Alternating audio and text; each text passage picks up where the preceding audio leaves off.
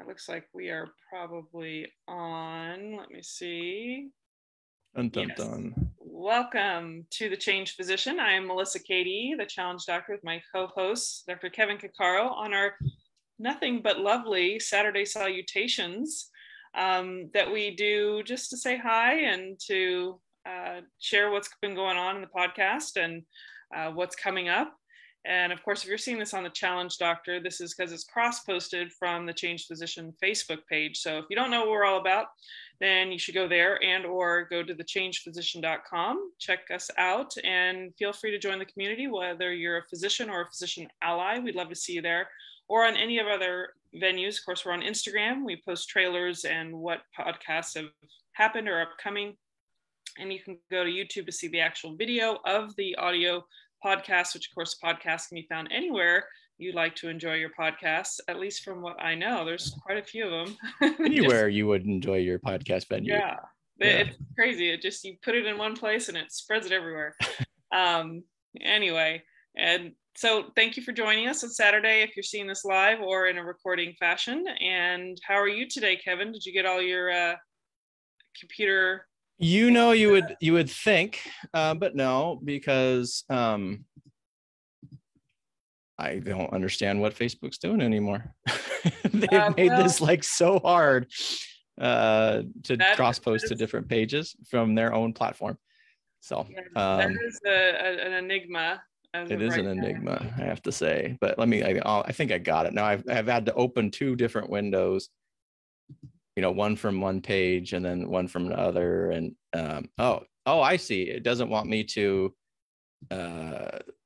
my private page and my personal or my business page. It wants me to pick one or the other, but only for one of my business pages. It makes me do that. So thanks, Facebook. You're awesome. So that must be a settings issue, you think? I don't know, whatever. Okay. Well, I'm sure people are like, okay, you guys talk about this every time. Can't you figure it out? No, I won't ever figure it out. I'm just going to continue to complain about it. Good. Well, why don't we start with what's happened this past week for our episodes? Sure. So this week we had Tim Creasy with the ADKAR method. ADKAR method being an acronym for awareness, desire, knowledge, ability, and then reinforcement, which is a change strategy that the company that they are with, ProSci, uses to help organizations. What I really liked about that interview is one, it kind of reemphasized a lot of the things about change strategies, so it provides a nice acronym for a change strategy. And the other thing is we really focus on that there's a human element to all this stuff. And particularly if you're in a healthcare setting or actually any sort of managed setting, and I'm going to say like a corporate environment, they introduce these changes all the time, but they almost always forget the human side. And recognizing that if you're actually going to do change, you have to involve your people. And I like that they actually focused on that rather than sort of the top-down garbage that is kind of usually foisted off in large companies or large health organizations, whether it's the military or large civilian groups or healthcare systems. So that was fun. And then we did a kind of a deep dive into that method as well, where we talked about our takeaways, some of which I just now mentioned. But I like those deep dives, and I'm kind of curious on feedback from the listeners on that as well, because I do think it gives you an opportunity is when we interview somebody or anytime you're learning from someone, you're going to take that information in such a way that is imperfect from the way that they conversed with you. And what I mean by that is human by nature, or the way we talk has imperfect communication. And sometimes my little pet theory behind that is that actually creates a lot of change and a lot of potential for growth. Because of this kind of chaotic media, we may not hear something in the way that they actually imply, but we might just discover something completely new. So those deep dives allow us to sort of take away our key points and sort of put a new spin on it. So I would definitely recommend going and listen to that one. And then the next two episodes that are posting in this next week, we're talking about reclaiming your driver's seat in your career, like what you can do to basically put yourself back in that seat rather than acting like a passenger, or even worse, a backseat person who has no control. Well, what do you need to do to actually put yourself back in that driver's seat, or at least there a perception that you're back in that driver's seat, and take active control over certainly your profession and in your life as well. And then after that, we had What's It Like to Survive a Crisis of Faith in Medicine, where you interviewed me. And I kind of talk about a very difficult time that I faced with a crisis in medicine. And I know that is not unique to me. It is, we all go into healthcare. Well, most of us go into healthcare because we want to help people. And when you kind of, like Wizard of Oz, you pull the curtain back, there's quite a lot behind that curtain that you were unaware of. And certainly the way that we practice, and certainly a lot of things that we do, and certainly things that make us money, may not actually align with best health. So personally, I had to make a very tough choice. Obviously, other people will need to make their own choices, but you can survive those choices. I will say that you can make some really, really tough choices in your personal career and how you practice medicine, and you can survive. So that was my little story there. And that is what's coming up. Yeah. And I thought that was an awesome episode, and I'm really glad, that we tapped into that, because I sometimes think, the stories are sometimes how people can relate, and it may not be as big of a crisis, but I know that if you're in medicine, you've had at least a mini crisis of some sort, whether it's in the medical sense or dealing with patients or dealing with, administration or something going on with you. There's so many levels of those things that can happen. And I really enjoyed that episode. And I think it would behoove many people, whether you've been through one, you're going through one, or you might have one in the future, you should really listen to the episode. As we always do, we take a spin into what we're grateful for, or some of the things, our favorite things. Is there anything this last week that you're grateful for, or that you really thought was cool? Well, this last week was always interesting. And usually what happens is I have something on my mind and then something else comes up and kicks it off because it becomes more of a focus of attention. Mm-hmm. So my favorite thing this week is Hello Kitty Band-Aid. So, and that actually is my other favorite thing, which is this hand pumice stone, which is this thing that I got on Amazon. So long story for this, and why this Hello Kitty bandage is my favorite thing, covering my MIP on my middle finger, was, as I've talked about earlier on, I started this kettlebell workout, and I've really, really been enjoying it. And you increasing the kettlebell weights, and find it challenging. Really simple, just 2 exercises, whole body thing.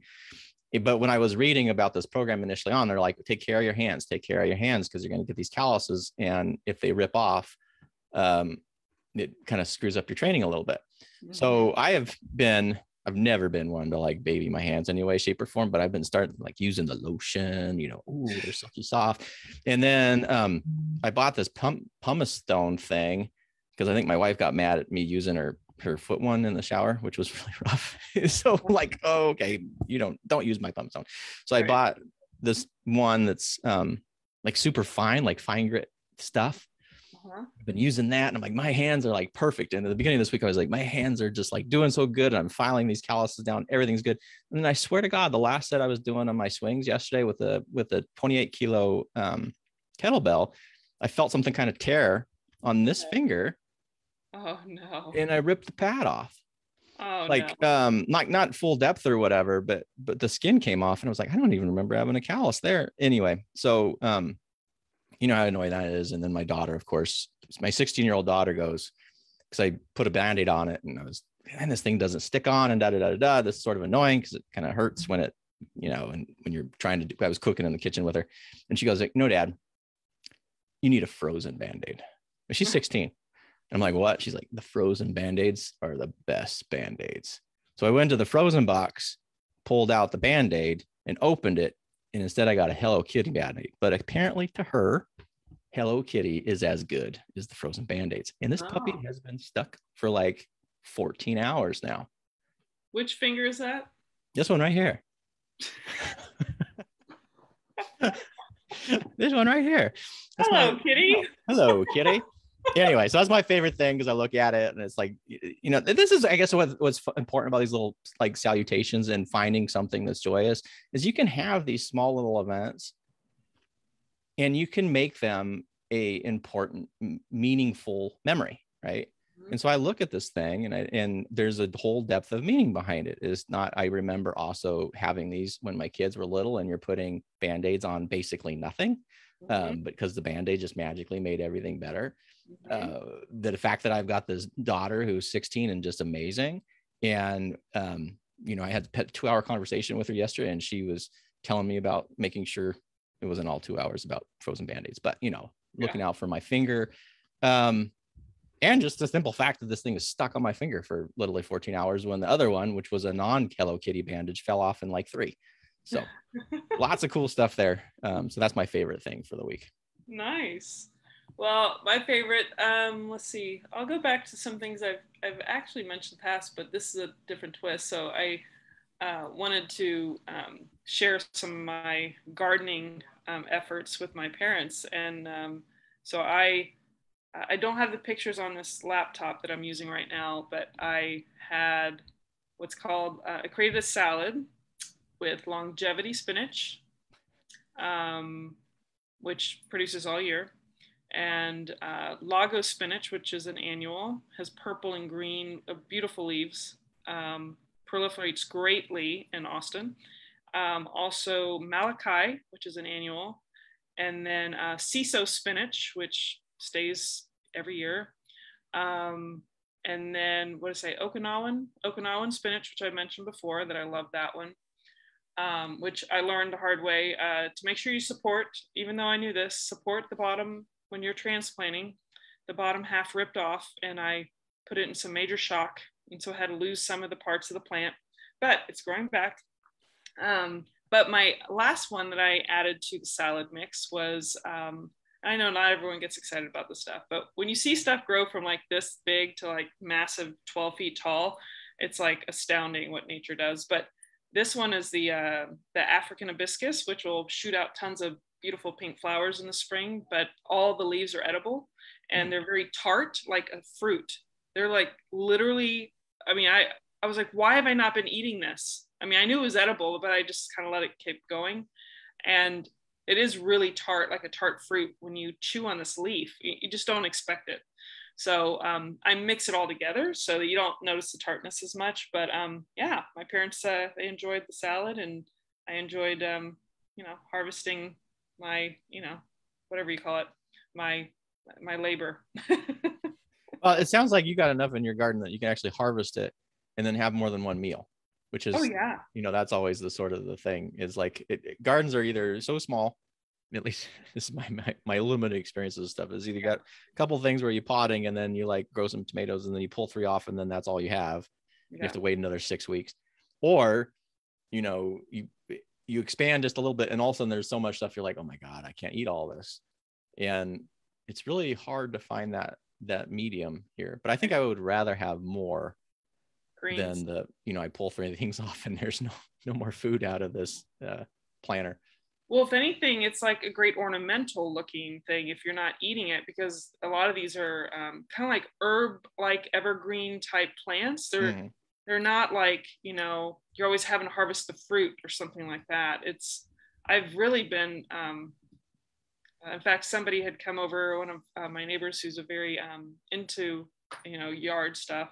She has like part of a club she's with, but I'm not going to specify who it is, but they talk about these ornamental plants they're specific that they love. And I showed her what I've been working on, and she's like, you think I could maybe do a tour of your place with a few people and show, because we never really talk about edible like, ornamentals planting. Yeah. And I'm like, sure. I mean, I don't, to me, it's like, it's hard for me to, I love pretty things, but for me to put the effort into it, like, I feel like I got to get a little bit more out of it, like something to consume.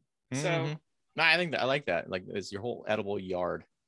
Kind of reminds me of the original Willy Wonka, where they went into that room with the chocolate river and everything was edible. I don't know if you remember what the Willy Wonka, vaguely. Oh my gosh. When I was little, I used to just dream about being in that room, because like everything, the grass was edible, the stones were edible, the plants were edible. Of course, it was all sweets, but yours sounds like a really good Willy Wonka yard. Well, you know what I just thought of is like, it's within the confines of a fence in my backyard, And, the deer always are scavenging through my new plants that I put out in the front. Like I'm having to use repellent. It's so hard, even though they're supposed to be deer resistant. Mm-hmm. But the backyard, even if there's squirrels or birds, if you have things that are edible that are not like berries or fruit type stuff, like literally they don't really go and eat on it, especially when they're tall. Like even if you had little rabbits that want to eat on a few things down low, if you got things that grow, or proliferate a lot, I mean, I'm just sold on this. This is like, I freaking love going outside and making my salad out of my backyard. I mean, that's the freshest thing you could get. So. Yeah. Well, it sounds like you got a lot of different salad ingredients and lots of spinach. I think all the spinaches, but they're not really like your just standard. It's hard to explain, but they're great. I do add a little cabbage to create a little bit of more crunch and texture to the salad, and then some other little like tomatoes that I cut up, or carrot little pieces that come with this cabbage stuff, just to create I like the array of colors and textures. But there you go. There's my typical. Doesn't mean I eat perfectly, y'all, but I do like to get my nutrients in. So. Well, that's awesome. I like your favorite thing. I think that is super awesome. Yeah. So that's about it. Any last thoughts? No, other than it is October 16th, and it's hard to believe that this year will be over before we know it. Halloween is coming up. Halloween used to be my favorite holiday. Well, I don't know if you call it holiday, whatever you call it, of the year. Still pretty much up there, but yeah, it should be fun. Next couple of weeks, we'll figure out maybe Halloween costumes. Maybe we should dress up for. I think I might do a kind of a cutesy, fun, athletic, sporty type of outfit. Just because I've had these things sitting in my closet, and it's like, it's kind of something that's like, I wouldn't say it's risque, but it's kind of, cutesy cheerleader kind of like fun stuff that I think I bought them a couple years ago or a few years ago, and the pandemic hit, and it's kind of like, but we'll probably do like a little outside hangout or something. Cool. No, I was thinking we should dress up for the for the actual for the Saturday. Well, costume on the 30th. Possibility. So yeah, cool. All right. Sounds like a plan. All right. Well, take us out. Thank you all for joining us today on Saturday Salutations for the Change Physician podcast. As always, we are here every Saturday, usually around the noonish hour on the Pacific side, 2 p.m. on the Central Austin time. If you have any amazeballs comments for us, you can just drop them down below. Otherwise, join the community at thechangephysician.com. And until next time, stay well. See ya.